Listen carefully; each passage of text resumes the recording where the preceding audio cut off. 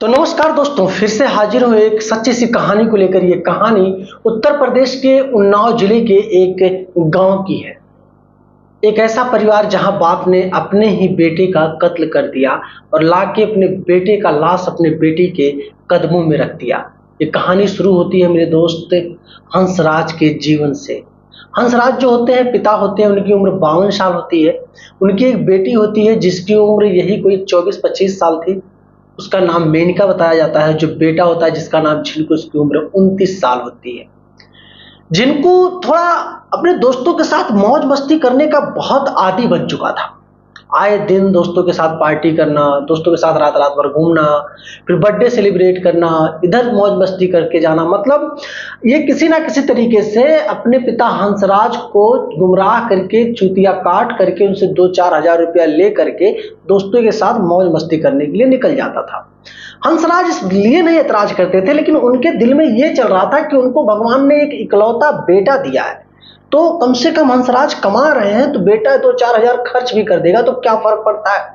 हंसराज जो पैसा कमाते थे बड़ी मेहनत से कमाते थे। इनका सब्जी का होलसेल का कारोबार था।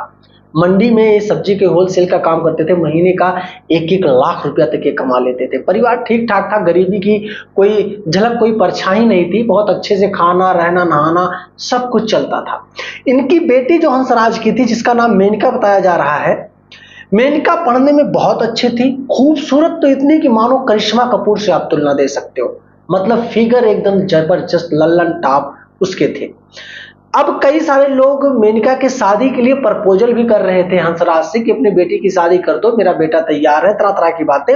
लेकिन जब हंसराज अपनी बेटी मेनका से कहते, बेटा शादी के लिए रिश्ते अच्छे अच्छे आ रहे हैं और शादी अब कर लो, बाकी पढ़ाई आगे करती रहना। इनका कहते, नहीं पिताजी, ये भी 2-3 साल नहीं, पहले आप भैया की शादी कर दो झिनकू की, भाभी आ जाएंगी घर में, उसके बाद मैं शादी करके यहाँ से जाऊंगी। हंसराज कहते हैं, ठीक है भाई, तो तेरा भैया तो बिगड़ा हुआ है, ना तो उसको काम का चिंता है, ना तो कुछ करना चाहता है, बस दोस्तों के साथ मौज मस्ती करना चाहता है। कहती है, कुछ भी हो पिताजी, आप भैया की शादी करवा दो, आप देख लेना मात्र 2 साल के अंदर वो कितना बदल जाएंगे। हंसराज ने कहा, ठीक है, आज वो आता है, मैं उससे बात करता हूँ।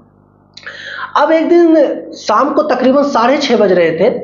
झिनकू अपने 3-4 दोस्तों के साथ घर पे आता है और अपने माँ से कहता है और अपनी बहन मेनका से कहता है, आज कुछ खाने पीने की चीज अच्छी सी यहाँ पे घर पे बना दो, पूरी सब्जी वगैरह, क्योंकि आज मैं बहुत खुश हूँ, आज पार्टी दूंगा अपने दोस्तों को, तो आज ये लोग खा करके जाएंगे। अब झिनकू के पिता जो हंसराज थे, उनको बुरा तो लग रहा था, लेकिन उतना बुरा नहीं लग रहा था कि ये लोग उसके दोस्तों के सामने जाहिर करें। मेनका भी गुनगुनाते हुए अपने कमरे में जाती है, अपने माँ से कहती है। उसकी माँ और मेनका दोनों मिल करके 4 लोगों का खाना बनाते हैं और मेनका तीनों चारों दोस्तों को खाना परोस कर खिलाती भी है। खिलाने के बाद अपने अपने रास्ते सब चले जाते हैं।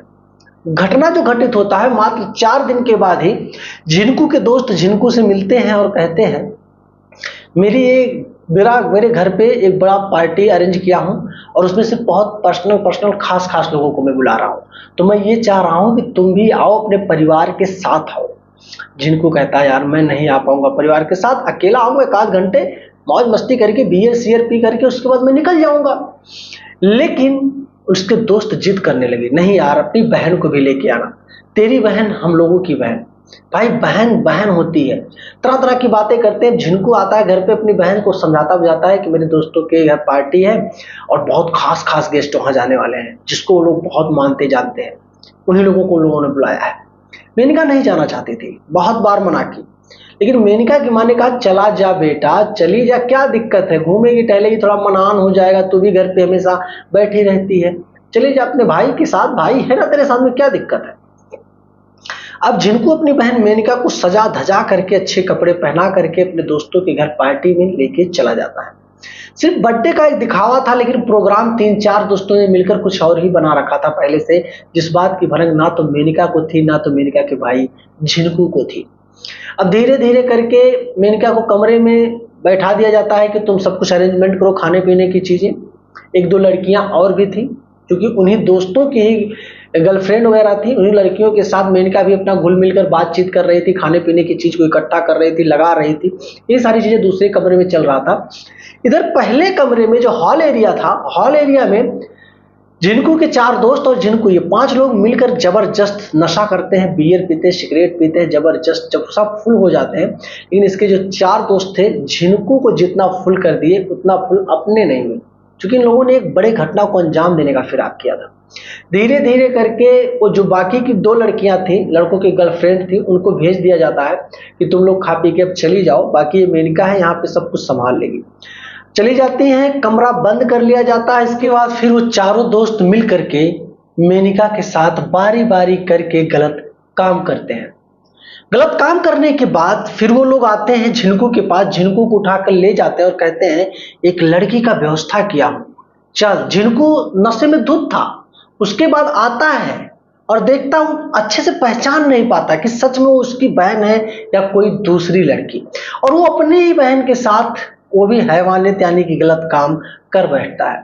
उसकी बहन पहले तो 2 घंटे बैठकर कमरे में रोती है, उसके चारों दोस्त ठहाके मार रहे थे, हंस रहे थे, मानो ऐसे जैसे किसी मूवी की शूटिंग चल रही हो।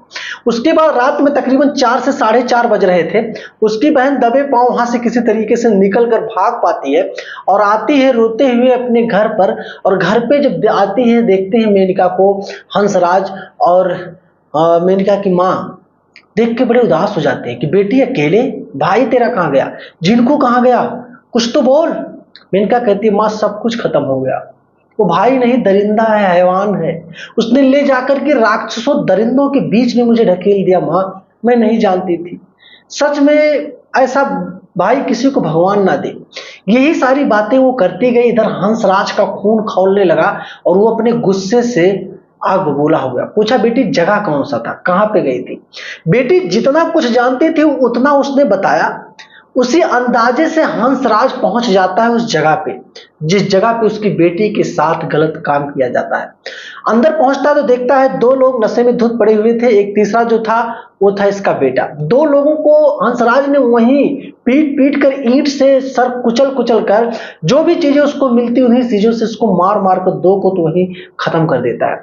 बाकी अपने बेटे को, झिनको को पकड़ के घसीटते हुए खींचते हुए लाता है घर पे, दरवाजा बंद कर लेता है। उसके बाद मारता पीटता है और इतना मार देता है, और घर में कुछ धारदार चीजें होती है जिससे काट काट के अपने ही बेटे को खत्म कर देता है अपनी बेटी के कदमों में ला करके, और कहता है बेटा मैंने इंसाफ तुझको दे दिया, तुझे पुलिस के सामने जाने की जरूरत नहीं, ना तो किसी के सामने गिड़गिड़ाने की जरूरत, मुझे बस 4 घंटे की और मोहलत चाहिए, 2 को और मैं पता लगा कि उनको भी मौत के घाट उतार दूंगा।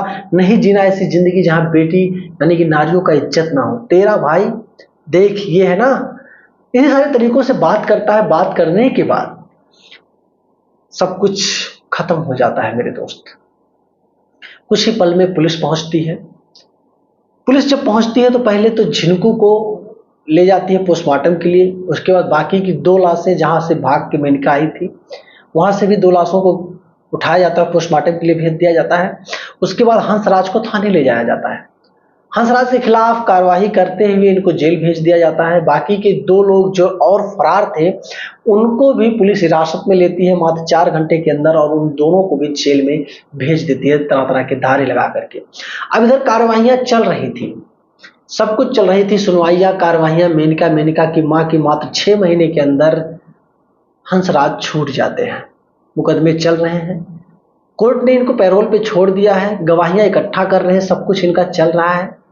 लेकिन पहली बार ऐसा सुनने में आया कि दोस्त एक बाप अपने बेटे को इस तरीके से पीट पीट कर, घसीट घसीट कर, चीर चीर के मार दिया। बेटी ब्लाक मना कर रही थी पिताजी गलत कर, लेकिन बाप नहीं सुना। तो क्या कहना चाहोगे आप ऐसे बाप के बारे में, हंसराज के बारे में? कमेंट करना मेरे दोस्त। और वीडियो पसंद आए ना तो लाइक करना, चैनल पे नए हो तो सब्सक्राइब करना, चूंकि मिलूंगा फिर इसी तरीके से एक अच्छी सी कॉन्सेप्ट या स्टोरी को लेकर। तब तक के लिए जय हिंद।